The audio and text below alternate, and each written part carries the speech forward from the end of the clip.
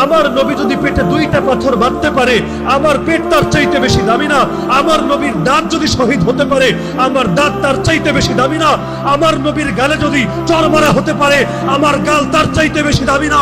আমার নবীর চেহারায় যদি থুতু মারা হতে পারে, আল্লাহর কসম আমার চেহারা তার চাইতে বেশি দামি না?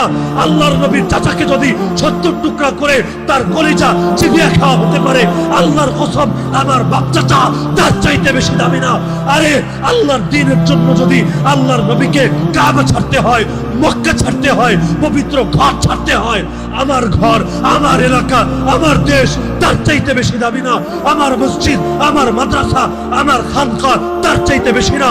আরে প্রয়োজনে দুনিয়ার সাপ ছাড়বো, প্রয়োজনে নিজে শহীদ হব, প্রয়োজনে আমার স্ত্রী বিধবা হবে, আমার সন্তান এতিম হবে, আমার বাপের কোল খালি হবে, আমার মায়ের চোখ থেকে অশ্রু ঝরবে, কিন্তু আল্লাহকে সাক্ষী রেখে আজকে বলে যাবেন, হে আল্লাহ, যে কোনো মূল্যে তোমার জমিনে তোমার দিনকে ভুলুণ্ঠিত হতে দেব না।